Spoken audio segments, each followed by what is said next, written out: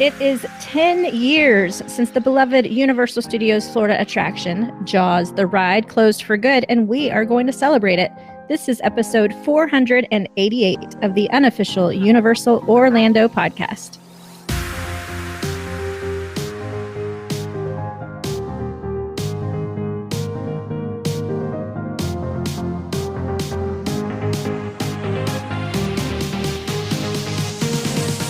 Hello, everyone. We are here to celebrate the 10th anniversary of the closure of the opening day attraction, Jaws. And to help me do that, I have my team, Tracy. Hello, everyone.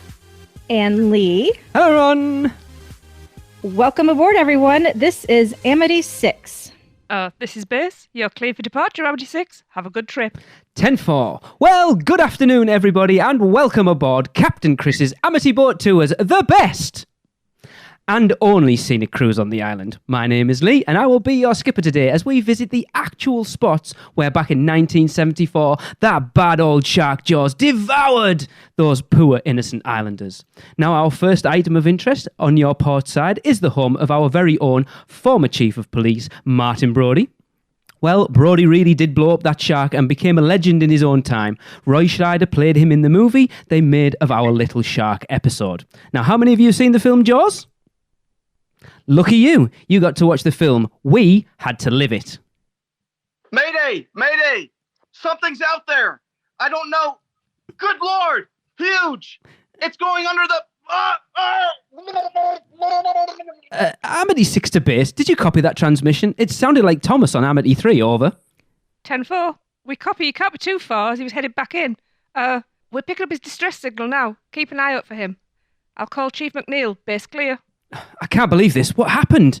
Amity 6 to base. Amity 3 is sinking out by the lighthouse, and I don't see any survivors, and I don't know what could have done this except a shark! Amity 6? Repeat that? Shark! The biggest one I've ever seen! Oh my gosh, oh my gosh, oh my gosh! He's going under the boat! Base, what should we do? Try the grenade launcher. Over. Wait, you mean these things are loaded?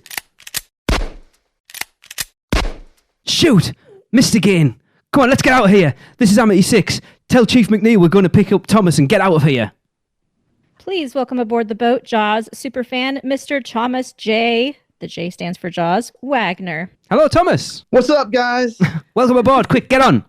Okay, let's get out of here before that shark comes back. Amity 6, this is Chief McNeil. I'm on my way and I'll be there in 10 minutes. 10 minutes? We'll be shark bait in 10 minutes. Okay, I'm on the gas dock. Pick me up.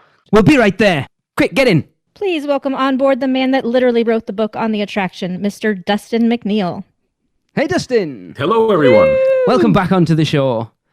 Okay. Look, you know me, I love a bit of acting on a show, and I wasn't even going to do that, and it was Thomas actually sent me the script for the show when we were discussing this, and I was like, you know what, hell, I'm going to do it. It's all your fault, Thomas. It was worth it. It was worth it. Oh, it's always fun. You got to have that spiel somewhere in the show. You I agree. definitely do. And the British accent just killed it. And by killed, I mean a good kill, Yes. right? Okay. I hope so. You know me, I get into these things. All right. I got a lump in my throat hearing that. That's the closest I've felt to being on the ride in 10 years. I'm sorry, Dustin. I don't know your entire background, but you have like the perfect voice for voiceovers ever. When you started speaking, I was like, oh my God, this should be his career. Yeah, I agree. Well, thank you. There you go. So That is awesome. Lee, when we do that ASMR episode, we know who to call. Right? Yes. Okay. Definitely. That got All weird right. fast. As we're here to pay homage to the 10-year anniversary of Jaws, we are going to start off talking to everyone about their first memories of riding the attraction and their initial thoughts. All righty. Thomas, why don't you tell us your first memory of riding the attraction? Riding the attraction was actually in 1995. Wow. I was in the park back in 1990, but unfortunately, the Jaws attraction was closed. So the first time I actually did ride it was in 1995. And back then, tickets to the park was like $30.74. Wow. So That'd be it was, so awesome. yeah, it was quite different back then. But leading up to the actual attraction, the first thing that I remember was the Amity Village, where they were celebrating 4th of July every day there. And the 70s music that was playing. And I remember one of my favorite songs by Chicago, Saturday in the Park. And they even have a lyric in there referencing the 4th of July. So it was very cool that that song played prominently throughout the whole center of Amity. And I remember the carnival games and the hot dog stand. And it was just like nice and sunshine. And I know we use the word immersed a lot in the theme park world, but I was like totally in Amity. And it was like being thrown back in time to the 70s. So the attraction itself, the first thing I remember is the queue, where you actually went through and saw like props from the movie. I remember there was Chief Brody's Amity police jacket that was there in glass, and Quint's harpoon gun, Cool. and the $3,000 reward sign for the capture of the shark. And I was like, was this actually in the film? Was this in the film? And I remember taking photos and all that of it. And the actually getting on the ride was an experience because I didn't know where to sit. I remember the first time I sat like toward the middle of the boat, and I had people to my left, people to my right. And as soon as the music started playing, it was Out to Sea. And it was not like the John Williams Out to Sea music that we know, but it was like a happy version of it. It was like, dun, dun, dun, dun, dun, dun. And Yes. it's like, oh, well, that's a weird way of hearing a Jaws song or a Jaws theme. So it was like already a happy experience. And I rode with my older brother was there with me. And when they announced this is the home of Chief Brody on your port side, and I remember looking over there, and I said to my bro, that's not really his house. Come on. Because we've actually been to Martha's Vineyard to see the real house, and we know watching Jaws a million times that, that's not his house. But, God bless Universal. They tried.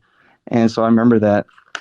And then after the Amity 3 was sinking, the first appearance of the dorsal fin, I mean, I've never seen, thankfully, a shark in real life, but here it is, a dorsal fin, and it's coming through the water, and it's coming close to the boat. And for someone whose number one film is Jaws, that was like the most awesomest thing, seeing it in real life, not just videos or pictures, but real life.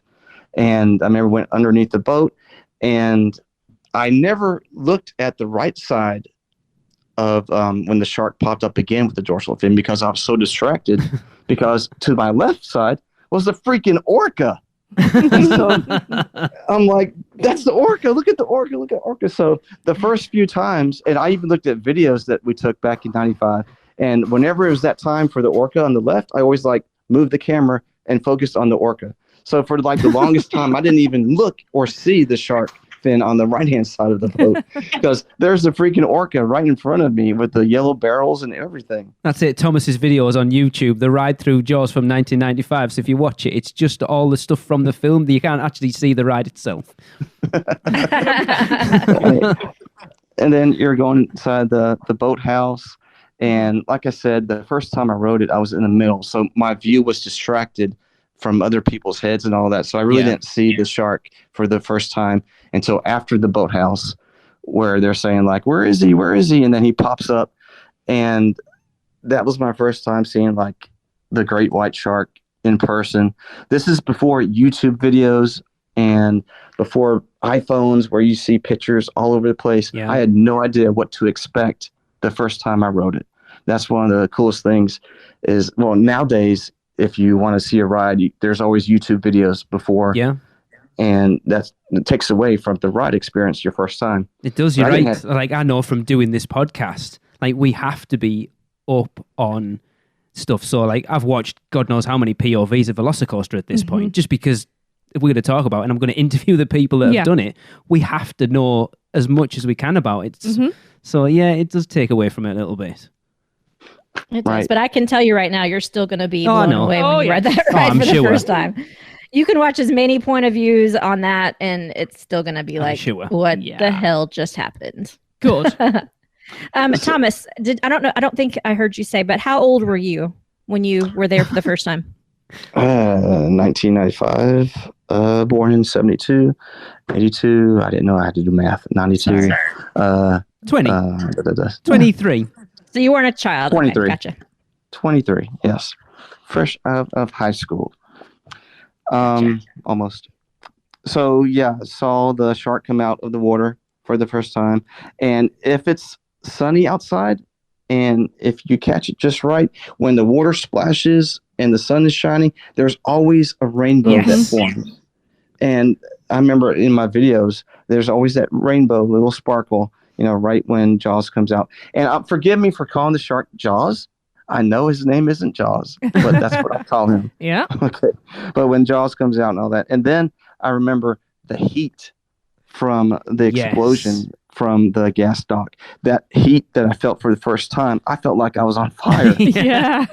Now, keep in mind, this is the first time I've been at a theme park where I experienced things like that. I've been at Six Flags many a times, but we don't have those things at Six Flags. Yeah. A theme park and all that. The heat, I felt like I was on fire. I had to look away because I felt like my face was going to melt like the guy from Raiders of the Lost Ark at the end. But I remember that heat, and every time I feel that heat in other attractions to this day, I'm always thinking about, like the Spider-Man fireball. I always go back to Jaws, and, that's what it feels like doing all that. And then the music changed to, I think it's called Out to Sea was when it began. And then Sea Attack #1, where it's like dun dun dun dun dun dun dun dun dun dun dun dun. So that's a very familiar theme.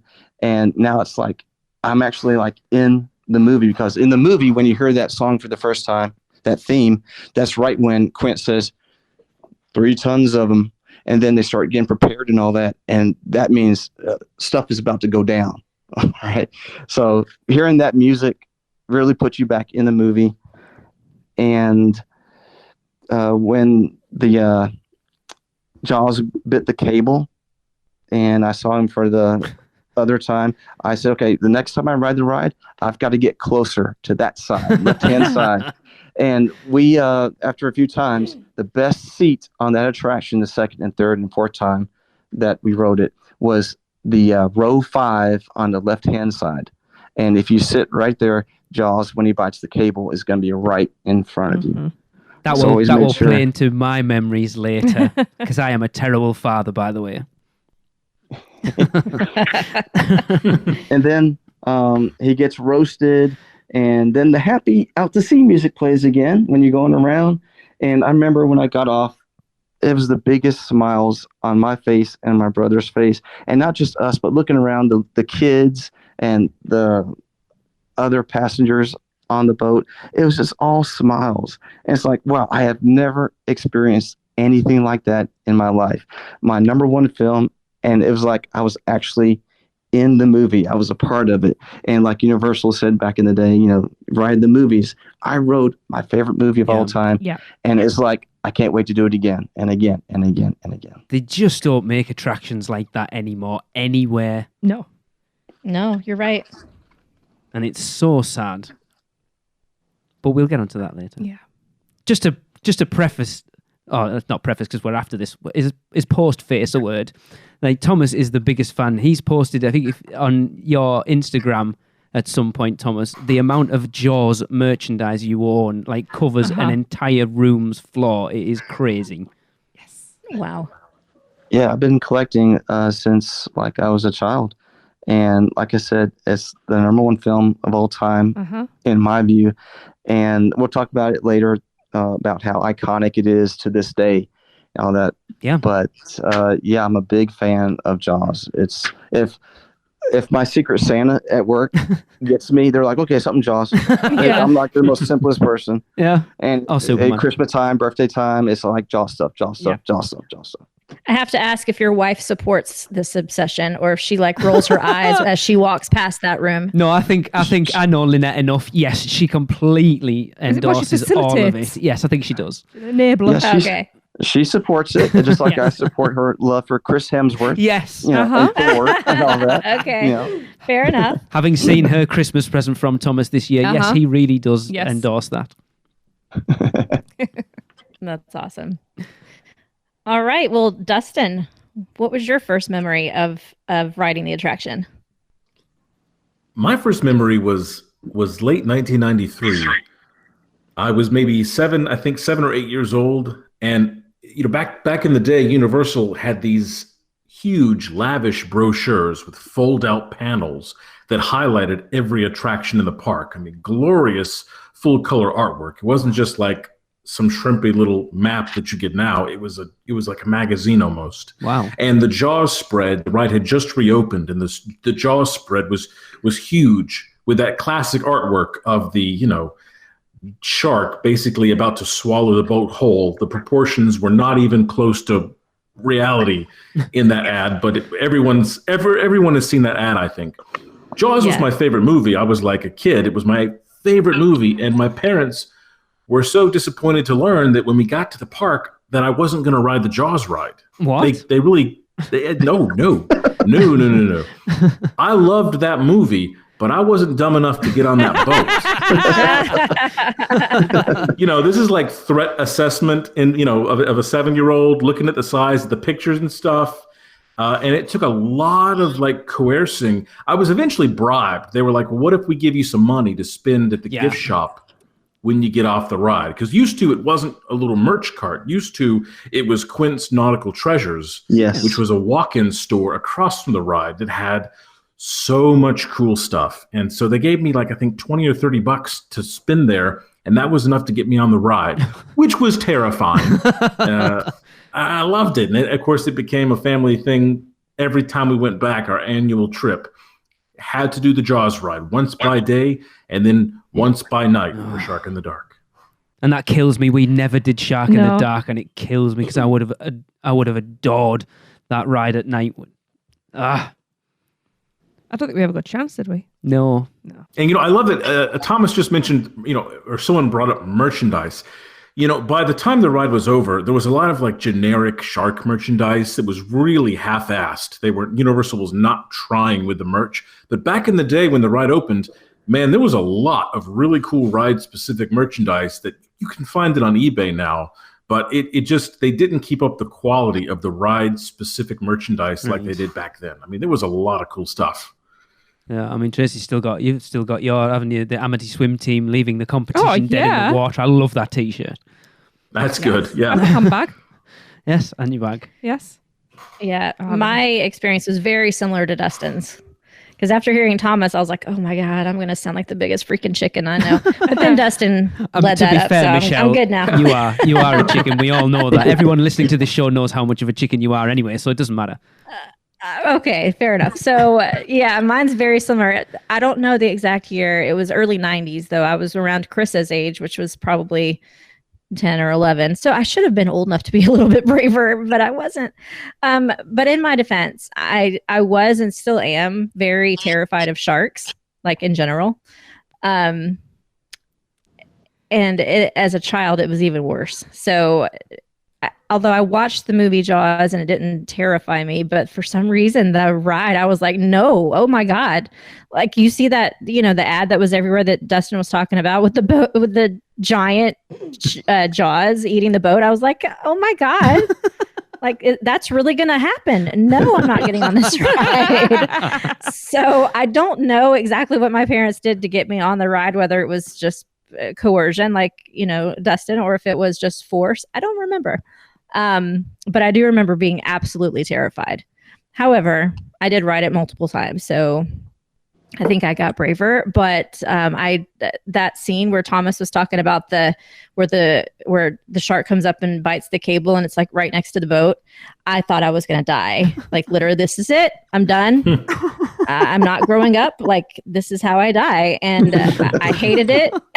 And I can remember like trying to crawl across my parents' lap to get away from the edge of the boat and I knew to never sit on the edge ever again.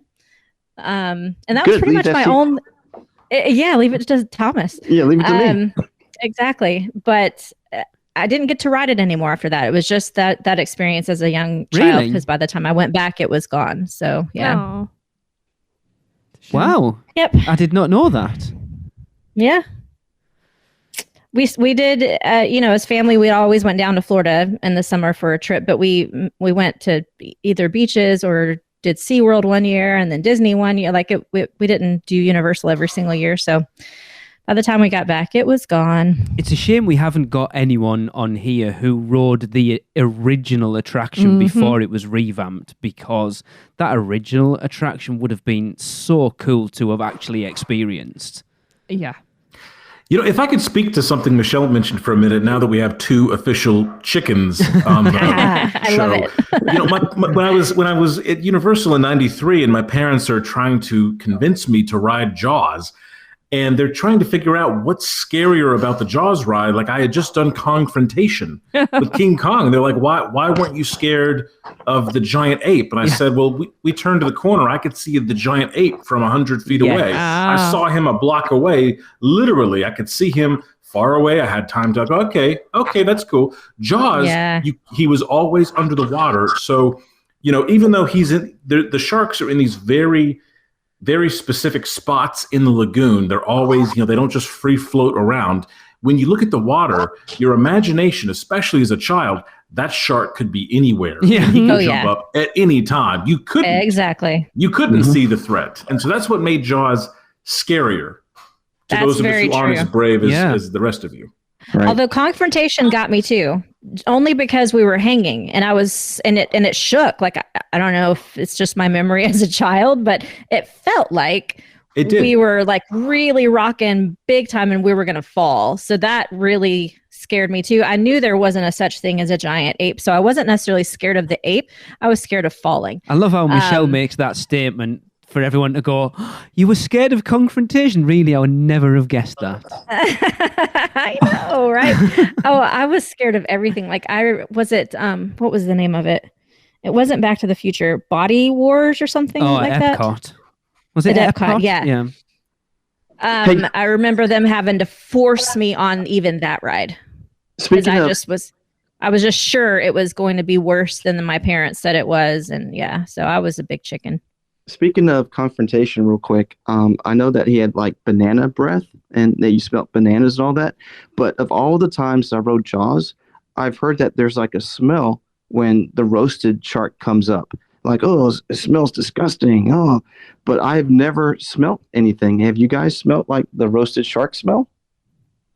To be fair, I vaguely remember smelling something awful. I don't know if it was just like the burning itself. I don't necessarily remember like a flesh smell, but I remember it stinking. I just remember smelling the hydraulic fluid. Yeah. Yeah, I think smelling something. I think my olfactory senses are crap, because everyone says about the we won't go into why. The Halloween Horror Night smells every year, and I never smell them. But anyway. You don't smell any of them? No. He's an idiot. No. He's got COVID. Maybe the only one that jumps out from 29 was like the burning fire smell in Nightingales, and other than that, I couldn't tell you a single smell in any of those houses. Who bangs on and on and on about dry ice and how it takes straight back to No, I'm talking about the Horror Nights. specific like poop smells they put in them or whatever it is. I never smell anything other than fog. And you killed your maybe own nose, burning. that's why. That's quite possible. Well, we all know the greatest theme park smell of all time is, of course, Horror Nights E.T. fog. No, it's Horror Nights fog. Oh, That's I'll die on this hill. I'll fight you all the way.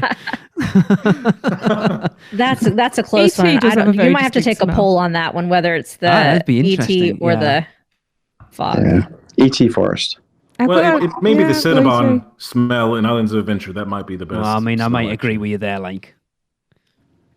We're the weird ones, aren't we? Because we didn't ride Jaws for the first time until what? I think I was 26? 27? I don't know how old you were. And it was weird. Like, from our point of view, kind of going off Did what... we not ride it the first trip? Yes. We did. So Because it was 2004. closed in 2005 for a refurb. 2004 we rode it. So Thomas kind of mentioned it earlier, like when he went, it's the first sort of proper theme park he'd been to. Like we'd only been to crappy Bingo theme parks Land, over here, and then the closest thing we'd been to a theme park was Portaventura over in Spain, which at the time was owned by Universal, but it still wasn't on the level of something like Universal Studios Florida and Islands of Adventure. And there's a big difference from going to a theme park over here compared to going to somewhere in America. And I love it, but my biggest memory of riding Jaws for the first time is at the end, call off the Marines, we're coming in, and everybody cheers. Yeah. Everybody's clapping. Over here, no. Nothing. No, it Stiff would be upper lip. deathly silence. Yeah. We are far too But British. it's not now. Now we're A little bit. we're indoctrinated in the American way of doing things. We are cheering and whooping and hollering. But it's like, oh, people are cheering. That's a weird thing. Like, I hear people who go to the theatre to watch movies and cheer at the end of it. And it's like, what the hell is that all about? Like, you don't get any of that over here because we're far too straight-laced in Britain. Oh, we couldn't possibly clap at the end of a movie. So, honestly, that's the thing that sticks in my brain is like, oh, this is awesome. You like really get into it and like it's an experience because everybody on that boat is coming off completely pumped and excited having gone through this journey together. Yeah. Yes. I think we grinned from start to finish the first time. Every time we've ridden that, Fell in love it was with it. just absolutely amazing. Like, Tracy's going to divorce me. I am going to say I am not the biggest Jaws fan. I like the film. It's starting to show its age after the last time we watched it. But as far as an attraction goes, and this could kind of go into what we talk about later, what I love about what Universal do, and I preach this all the time, is if Disney had have done a Jaws ride, you would have been going through the movie, scene by scene. What I love about what Universal do is they take the movie you know and then come up with a completely separate story that's still very much the movie you love, but as an extension of what. So it's as if the story for the Jaws ride is that actually happened and you're going on a boat tour showing off the locations from the movie, but then the whole shark thing happens again. It's an extension of the story rather than just being like, you look at something like, I always go to Ariel Voyage Under the Sea Mermaid thing, whatever the hell it's called at Magic Kingdom. The Little Mermaid. I don't know what it's called. No, it has because I keep wanting to say Voyage of the Little Mermaid, but I think that's the show that was in Hollywood Studios. Okay. No one correct me because I'm not really bothered.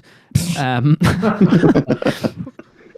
it is set piece. It is the movie in ride form, and I love that Universal go beyond that, and that's one of the things that makes Jaws really stand out. If I could speak to what you just mentioned about the scene at the end where the skipper, says, "We're coming home," and everyone cheers. That is such a great moment for like a release of energy after the great adventure. And I think Universal has tried in a couple of other rides to replicate that feel, and it hasn't worked the same. Like, on the Like Transformers. World, the Forbidden Journey, at the end of the Forbidden Journey. Yes. Going back into the hall. What is it? The bench comes back home and the whole cast of the movie is there clapping for you. But it's a screen and it's not the same kind of engagement. And so you don't feel the same sense of of celebration. That's what set Jaws apart. It was that human element. Same with Confrontation. You'll never get the same feel if you don't have an actor on the front of your ride vehicle experiencing it with you. Yeah. Well, you kind of get that on Fast and Furious, but everybody I think is cheering just because they're so glad it's over. So it's not quite the same, but there is some camaraderie there. And like when at the end of Transformers, the team members are clapping. Yes. And, I feel so bad because I'm not clapping with them. It's like, okay, I don't feel anything on a ride like that. Yeah. You know what? Even to this day, people are always clapping at the end of Green Guts. Yeah. Have you guys experienced that lately?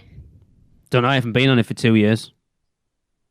Every single time I ride it, like everybody in the car is clapping, like, "Woo, that was awesome!" So maybe a little bit, but it's still not the same as Jaws was. No, but when you're coming back in, and you're all clapping and cheering, the people waiting to get on the boat after you, they also join in as well. So it's a huge effort on everybody's part.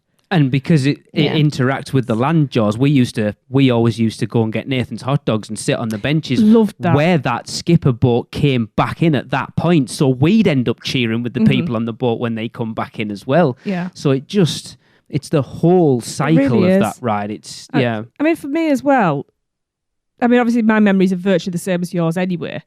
Well, non-existent because we're all farts now. Speak for yourself.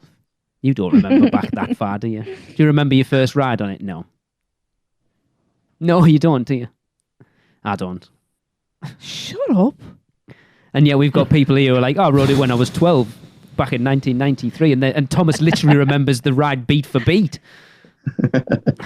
Well, he does have it So on film, tired. so... Are you done? Go on. Are you done? Now, I always knew that I loved the film. I loved the movie Jaws. I always knew it. Every time it was on the TV, didn't care what point it was at, I would watch it. That was my film. And it wasn't until I actually ended up riding the ride that I realised that it actually was my favourite film. And unlike Lee, my love for that film just grows every single time I watch it, and I would watch that every week. Sounds like Beetlejuice there, and it gets better every damn time I watch it. So don't listen to Lee because he's wrong. I mean, I've been told that many times. But yeah. And 47 years later, after 1975, you still find things in Jaws whenever you view it that you never noticed before. There's always something, because now you're looking out in the backgrounds and all that, because you've seen the main story and the main characters and the main center of the film so many times. But now you're like, oh, I didn't notice that was there before. Oh, I didn't notice that was there. Yeah. It's always something new. Exactly. Yeah, the ride just, I don't know how to put it. For me, it's the I know we're not going on this, we talk about initial thing, but well, you've paused, so I'm going to jump in. It is the quintessential Universal Orlando attraction for me. It's like if you want to show what Universal used to be, that is the perfect example of it. You know what's magical about Jaws that I think is something that now every ride that Disney or Universal does, they try to do, is how encompassing the storyline for the attraction was, because it actually began before you even entered the queue. Yeah. The story of the ride is that, hey, come take a tour of Amity. It's safe now because we caught the shark. Where's the shark we caught? Oh, it's out front in Amity Circle. You can take pictures with it.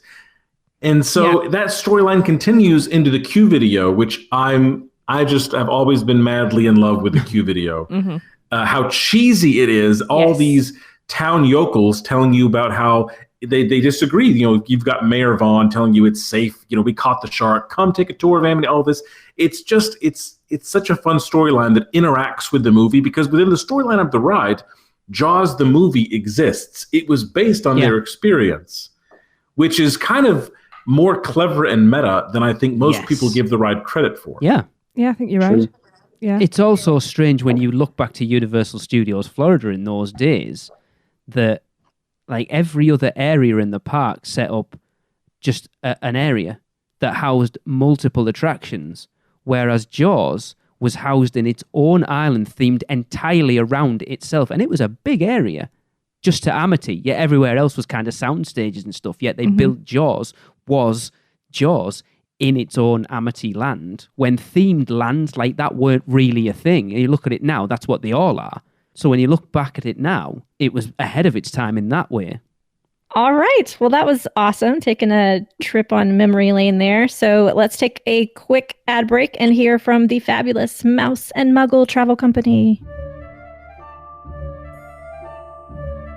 Have you taken a stroll down Diagon Alley and visited Gringotts Bank? Taken a ride through New York with Jimmy Fallon? Visited the Truffler Trees in Zeus Landing, or hung out with a real-life Transformer? No? Then what are you waiting for? At Universal Orlando Resort, there truly is an option for everyone. Or if you're leaning a little more towards pixie dust rather than ones and portions, Disney destinations around the globe await your arrival.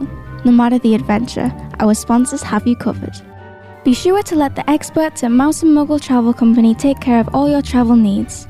earning the distinction of being an earmarked agency specializing in Disney destinations, as well as becoming one of the first to be named a U Preferred agency with Universal Parks and Resorts vacations. Mouse Muggle Travel Company will ensure you receive top-rate customized service. Just visit mousemuggle.com to fill out a non-obligation quote request, or send your request to info@mouseandmuggle.com. Their team can take care of you no matter where in the world you go. With a flick of their wand and a little bit of pixie dust, the process will be so seamless. Some might even say it's simply magical. Welcome back, everybody. So, since we've talked about our memories and initial thoughts of the ride, now let's go on and discuss what made it such a beloved attraction and how it could have still been made relevant in today's Universal Studios Florida. And I believe Thomas foreshadowed this and said that he's got some good ideas for us. So, what made it a beloved attraction? Because it was based on a beloved movie. Like I was saying before, 47 years ago, Jaws came out, and it's just as popular today in 2022. There's Jaws merchandise all the time on Amazon that's coming out like every month, new things. When you go to Spencer's or Hobby Lobby or whatever store you go to, there's always new Jaws merchandise that's out there. I went to Walmart around Christmas time, and they have little aquarium pieces that you put in your fish tanks, and two of them were new, and it was like a Jaws head and Jaws attacking the orca. That's cool. And so it's like new Jaws stuff is coming out every day, it seems like. And what made it a beloved attraction is like what Lee mentioned before, it's one of a kind. There's no other attraction out there that is anything like that. And not just talking about the ride, but two versions of it, daytime and nighttime. It's like you go to Transformers, it's the same ride over and over and over and over again, or Spider-Man over and over again. But you have a daytime and a nighttime version because it's like outside, and you have that atmosphere. And like I said, it's one of a kind. And you're talking about also one of the most iconic movie posters of all time. Yeah. With the shark and Chrissy swimming and the blue and the white and the red. It's like one of the most famous posters. Immediately when you think of movie posters, the Jaws poster is in everyone's top 5. You only have to look at all the early promotional material. When I was a kid, looking back to like when we never ever thought I'd get to Orlando or Hollywood or wherever, Jaws was always. I always remember watching. I think it was either Different Strokes. I'm going to show my age now. Different Strokes or Knight Rider, where they went out to Hollywood and they went on the tram tour. And I always remember seeing Jaws, and it's just such a big part of Universal and Universal Orlando. You only have to look back to the annual pass holder magnet that they did last year, where they had E.T. and it had, I think it was Men in Black and Jurassic Park, and Jaws was part of it. And that they even did a Jaws pin for the anniversary of its closure, wherever it was a couple of years ago. They've never done that for Confrontation. They've never done that from Back to the Future or anything like that. It just shows you how much Universal know it's part of their history and how much the fans know it's part of their history. Yeah. Amen. Yep. And it is still somewhat relevant. And I don't even know how, because like my daughter, who is almost 11, knows what Jaws is. She's never seen it, but she knows what it is and asks to watch it. But she doesn't know what Back to the Future is, but she knows Jaws. So, it's out there. It's still very prevalent in today's society. So, which is weird, isn't it? It's strange. Yeah. And that's the reason why Jaws, unlike all the other Hollywood movies, has never been remade. And they're going to leave that film alone. You can make similar films like The Meg or your Sharknadoes or whatever funny things. That's going into like parody territory. Yeah. But a serious shark film, there's none of those out there. And that's why I think it's never going to be remade, because it stands by itself. It's a 10 out of 10 film. Like Jurassic Park, like E.T. You can't remake films like that. No, I agree. And it's funny how you don't hear people clamoring for Confrontation to come back yet. I know we've got Skull Island Reign of Kong in there, but how many times have they tried to make King Kong relevant throughout the years, and yet that attraction still. I mean, we never got to ride it, which I'm quite disappointed at. It would have been something I definitely want to ride, but it's never been looked at with the same love as something like Jaws has. No. Because I think Jaws, as you say, it was the perfect attraction. It had everything you needed, even though there was plenty of attractions like it, those team member driven attractions, like a Jungle Cruise, that type of thing. Jaws had it all, and it was perfect. And the popularity of the attraction in today's society, you can just look at last year when Universal came out with all those face masks. Jaws kept on selling out the smalls and the mediums, the larges, whatever sizes. You couldn't find them anywhere. And like Lee said about the button that came out a couple years ago, the pass holders ate all that up. And it's like everything that's coming out that Universal is doing a lot of retro, going back to Retroland and all that since they celebrated their 30th anniversary. But the retro Jaws image is like all over the place now. Every time there's like a retro image come out, whether it be chocolate bars or T-shirts or posters or anything, it's iconic. Yeah. And like when I think of Universal, I think of Jaws and E.T. when I think of Universal Studios. That's the two things I think of. And yet over the years, now you can add Jurassic Park, you can add Minions, you can add the Fast and the Furious, but those are the two most things that come to mind is Jaws and E.T. Yes. I wouldn't necessarily people would agree with you over Fast and Furious and Minions, Thomas, to be fair.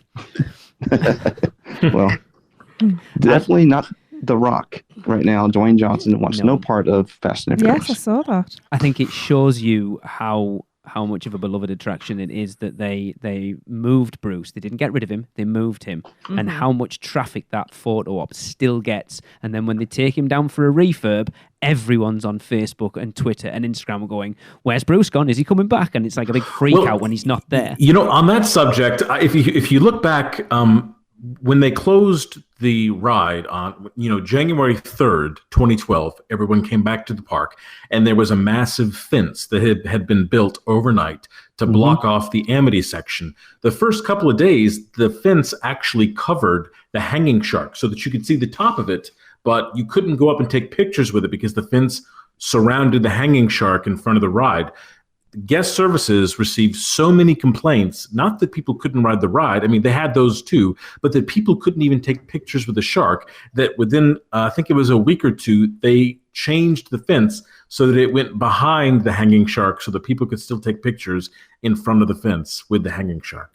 I mean, that's just for a photo op, and Universal was fielding guest complaints about that. I mean, and they reacted.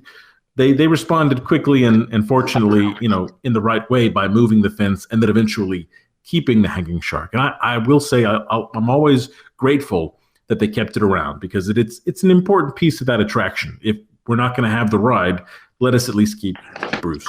And also, speaking of that, the location by Chez Alcatraz, and particularly the bartender Murph. Yes. God bless him. He is keeping the Jaws spirit alive with his ocean attack drinks, and he's just become like a phenomenon with there. And things like that with Murph, he's keeping it alive. He's doing his little shark attack, and the positioning of Bruce right next to that place with Murph is like a little entertainment section itself. Yes. He has his own little cult following. He really does. It's weird. Yeah. It's cool. It is. I just wish I liked half the ingredients so I could actually have one of those, but... I mean, I alluded They're very yummy. I alluded to a story earlier the first time we took the kids over. And it's funny, you talk about... So our experience hasn't been of us riding it younger. No, we've had... Yeah. Our experience has been riding it with our kids. And I think Jade was... Which actually I think is more fun. Jade was 5. Evil. And Raymond was 10. Oh my God, 5? Yes. And she never batted an eyelid on it. This kid is made of steel. But I will say, we went to get her on Men in Black, and when we told her there was aliens on it, she freaked out and we had to drag her on it.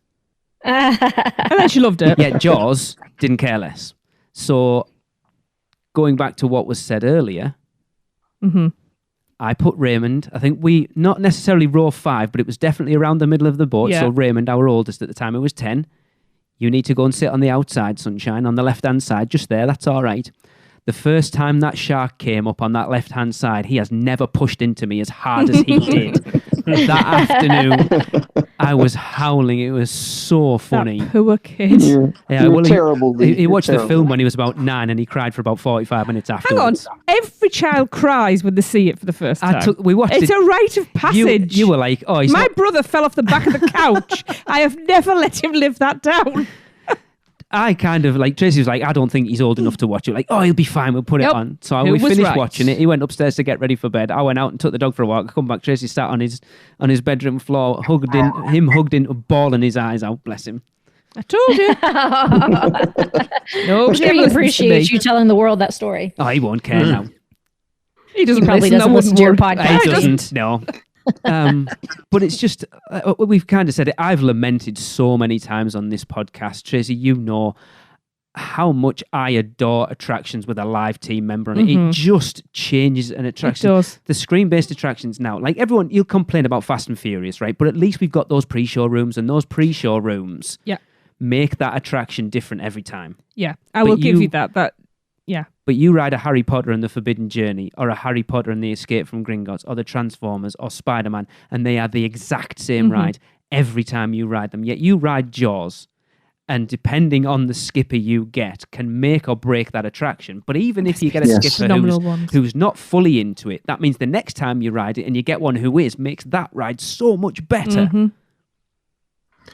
But you know what's incredible about the skippers is, people don't always realize how much is going on or went on when the skipper was doing their spiel, because the skipper is not only having to recite a lot of lines from a script and give that emotion and feeling, they're having to pretend to drive the boat. Yes. They're having to pretend to shoot the grenade launcher. They're having to time their spiel to interact with music cues and radio transmissions. And all the while, they're also having to keep one eye on the guests because they're responsible for guest safety. Yep. I mean, people now and then did go overboard on that ride and did, tourists aren't always the most well-behaved. And they're doing 10 things at once and timing it perfectly. There's a reason that the skippers would do 2 or 3 tours on a boat and then take a break and go do the queue or something, because it really took a lot out of them to do that ride over and over and over. There was a lot going on. Yeah. And then you look back like Mike Aiello, the god that is Mike Aiello, who was a former Jaws skipper, that he I don't know whether he got bored or whether he just decided he wasn't going to, but he's like, I'm not going to stick to the script. And he ended up getting moved off Jaws because he went off script that much. That's like, we think you'll be better suited over here. Like I was saying earlier, when I wrote it for the first time, something I forgot to mention was after we got off, I looked at my bro and I was like, I want to work here. I want to be a skipper. I want to live here. I want this to be my job. And when can we move to Orlando? I think we've said that, haven't we? Because just imagine that being a skipper and doing that and getting paid doing something that you love, Would be awesome. Yeah. It'd be so cool. Yeah. As far as relevance, how they could have made the ride relevant to today, I kind of fear that this type of attraction is going to at some point become extinct altogether. I agree. Just because with the technologies that we have today with screens and 3D, 4D and all these things, those types of technologies bring it so... I mean, it's a screen, but it brings it to life and it really pulls you in a different way than an animatronic does. And so some of these old rides like Jurassic Park, River Adventure, for instance, I'm sure when that was built, everybody was like, oh, wow, this is amazing. But now you're like, wah, wah. Like those animatronics just don't have that same appeal now that we have all this newer technology. And then, Michelle, Universal Studios Beijing says, hold my coffin. Yes, exactly. they And did. now you see that That's dinosaur true. attacking the Jeep coming from behind Which the is Jeep. amazing. Oh my God, that is stunning. I don't think I spoke for about 10 minutes after that. I mean, you can see when we talked to Andy and Catherine about that park and I mentioned that bit to Andy, dude was like, dude. It was like, oh my God, you could see how amazing that bit was. Desperate to I get have there. not seen that. Oh, go and watch But it, I mean, Michelle. that It's stuff- amazing. Yeah. Well, and Disney, the D word has done some amazing things with animatronics as well, but that stuff costs so much more money And than I think, screens do. I think So the biggest thing is, and Dustin, you'll probably attest to this with having done research behind the book, I don't necessarily think it comes down to as much of people not believing in the animatronics. It's a big part of it is reliability. Mm-hmm. Yeah, well, it also goes back to the cost you guys were just discussing, because while Jaws was known as what's called a people eater in the industry, because at its best, at its maximum, that ride could do 2,700 people per hour, assuming that you had 6 boats in rotation with 50 odd dispatches per hour. But the costs were just crushing for the studio, and I feel sorry for Universal on that part of it, because it had costs that other rides didn't have. Yeah. The Spielers were expensive. The diesel to run the boats was expensive. The maintenance, the nightly maintenance was expensive. The natural gas for the fire effects was expensive. Yeah. The hydraulic fluid that the sharks drank like crazy was expensive. Everything was costly about that ride, even in spite of how many people it could entertain per hour. yeah. And then Very reliability, true. those sharks, Universal, as the years went on, it was so heartbreaking to see, especially at the end. The sharks, when the attraction opened, were so dynamic, and they jumped out of the water and thrashed and really did a lot. And over the years, they would move less, and they would be less dynamic, and they would not rise up quite as far. And if you don't really know what I'm talking about, for a great frame of reference, go look at a ride video from Universal Japan and see those sharks. They're incredibly well maintained. They leap out of the water. They're much more forceful and terrifying. By the end, our Jaws ride in Orlando, the sharks just kind of slowly came out of the water, and the mouth opened a little bit. It was still something cool, but it wasn't in its prime. Far from it, actually. Yeah. Right. I mean, here's a question. Obviously, being where the attraction is, they replaced it for the Wizarding World, which made sense when they were looking to join Hogsmeade and Diagon Alley up. If Jaws had have been where Men in Black was, do we still think that attraction would still be there today? I say I yes. do. I think so, yeah. I do. Or where Fear Factor is, or used to be. Yeah. I'm thinking they obviously got rid of it because that part of land made more sense to put Diagon Alley in, joining it with the Hogwarts Express. So if it hadn't have been there and it'd have been elsewhere. Well, it wasn't just a matter of the size of the land that Amity occupied. When I was interviewing people for my book, some of the designers of the park back in the late 80s, they put Jaws in the back of the park so that it would pull people into the park for crowd flow. There's a reason that Jaws wasn't the first attraction. There's a reason you have the lightweight attractions up front. Like back then you had Hanna-Barbera and Alfred Hitchcock. And while those were great, those weren't your big e-ticket rides. They wanted to pull you further into the park. Yes. So, given the cost, if it was where Men in Black was, it's so far back in the park. That's where you want to draw people into to spend more time there. It might have still gotten the axe. And I keep saying that I was going to speak to what you said about reliability, and then I keep getting off topic. But it's always funny to me that on the very last ride of the Jaws ride, the night of January 2nd, 2012. The sharks were such divas when it came to reliability. Sometimes they would work. You never knew. The skipper never knew. Sometimes the shark would just not pop up, and the show had to go on. And in the afternoon hours of that last day, the kill shark that bites the cable died. It refused to come up. They couldn't reset it. They took the ride down for a couple of hours to see if they could bring it back online for the final shows. And sure enough, it didn't come back up. And it's almost like it was a great middle finger to the park for killing the ride. Like the shark was refusing to perform its final bow. But reliability, I mean, even in its last run through, the ride didn't work as planned. And there's something just ironic and hilarious about that, I find. Yeah, for sure. Right. And I'm sure that listeners of the podcast know about my story. My personal experience on that last night is that I believe I was on the last ride that all the sharks worked. Okay, because awesome. right before we got loaded off, the ride broke down, and we were stuck for like 10 minutes. 10 minutes? At least 10 minutes. And what I heard after that is all the other rides after our ride broke down, that shark never popped back out.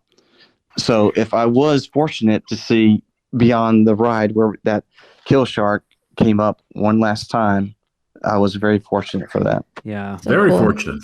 I'm jealous. I was just wondering, did we ever go through and there was missing sharks? Not that I can remember. No. I remember there was a time there was the gas lighting up, but that was when the price of gas was really extortionate, and it was Because they boiling. closed it down for a bit, didn't they? During like the high gas prices, Yeah, it was but I don't closed for about remember like it was ever being only missing open sharks. seasonally. But no, I don't remember. I was just thinking about that. And when they finally brought it back after the gas price problem, the fire effects were decreased Yeah, in intensity and duration, which didn't ruin the middle of the ride, but No. it did lessen the impact of it. yeah. I suppose for those of us that know what it should have been, yeah. Is that why sometimes the Spider-Man fire doesn't work? I mean, possibly. I never even considered that. I've never had it not work. Really? We've had it not work quite often, actually. Who knows? All right. Just so long as the heater works, just so long as you feel it, I can Yes. imagine it. If I don't have to see it. I just Yeah. need that little onboard heater to shoot the blast of heat, and I'm good. Yes. Oh, it's Chris's favorite part of the ride, though. So she points it out, and when it doesn't work, she's really bummed. Aw. I remember going on it in our trip in 2009 when it was freezing one day, and we went on it just to get warm. that side. Yeah, Oh, the Mummy's the best ride for that. it is. for You're sure. right. Yeah, getting stuck under that. Yeah. Which Chris Oh, would yeah. go, I've been stuck under that for about 20 minutes. Oh God, that sounds miserable. Yes. Ugh. Ah. All right. Well, I guess we survived this latest shark attack. Yes, we did it. Okay, hang on, everyone. We should be okay. Look, we're going to try and get off at that old fishing dock. We'll unload one row at a time. Watch that high voltage barge. Please stay seated with your arms inside the boat. And I think we can... Oh, no. Look. Oh, it tried to bite us, but has bitten that electrical cable instead. Take this. Eat this. Woo! Boy, that thing is disgusting. Hey, we really roasted him. Amity 6, what was that? Where the heck are you? This is McNeil. We're all right.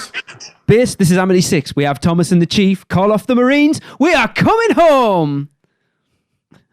Woo! Woo! Ladies and gentlemen, I really want to thank you for your incredible bravery out there today. But hey, you know, we probably shouldn't tell anyone what went on there.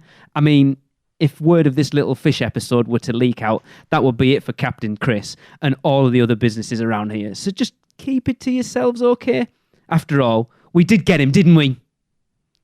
Yes. Yay! Woo! All right, that was fun, guys. Thank you so much, Dustin and Thomas, for joining us. Thank you. Thank you guys for having me on. It's always a pleasure. So I much wasn't fun. going to do this, and I just thought, you know what? 10 years of Jaws being closed is too big to let go by. And so I just thought, we have to do it. We have to pay homage to, like I said, what I think is probably the one of the most iconic Universal Orlando attractions ever. And I hope it still lives in people's memories for a long time to come. For sure. Dustin, of course, people who haven't been listening to the show for longer than 3 years should know that the reason you are on here is because you literally wrote the book on the attraction. So please plug your book so people can go and find it if they haven't already. Yeah, if anyone listening is a fan of the Jaws ride like I am, check out a book that I wrote several years ago. It's called Adventures in Amity, Tales from the Jaws Ride. You can find it on Amazon. It's in paperback, Kindle, and Audible audiobook. It's got over 30 interviews with the people that helped create, design, build, maintain, and spiel the Jaws ride. It's got rare photos of the construction of both versions of the rides, a lot of rare stuff that's never been told or shared before. And so if you love seeing, you know, how the sausage is made and how the ride was put together, you might enjoy the book. Adventures in Amity, Tales from the Jaws Ride. It is an awesome book. Yes, sounds awesome. All right, we're going to wrap up the show with a Universal Is, and Thomas and Dustin have accepted our invitation to supply this week's. But of course, if you would like to get involved, just let us know what you think Universal is in 3 words or less, and send them to podcast@uuopodcast.com or however you want to get them to us. But for now, Thomas, Dustin, Universal is Better with Jaws. Dustin? Still the greatest. Yes. Both awesome sentiments. Catch you next week, guys. Guess that wraps things up for another unofficial Universal Orlando podcast. You guys did all right. Follow us on Facebook, Instagram, Twitter, YouTube, and Pinterest, keyword UUO Podcast. Listen and subscribe to us on Apple Podcasts, Spotify, Google Podcasts, Stitcher, or anywhere podcasts are found. You can find our blog at uuopodcast.com. Send us your spews, which Lou gets your poo recordings, questions, or comments to podcast@uuopodcast.com. Check out our friends, the Theme Park Duo, and our awesome sponsors, Mouse and Muggle Travel Company. So, until next time, don't give up your day job. Say cheese. See you later.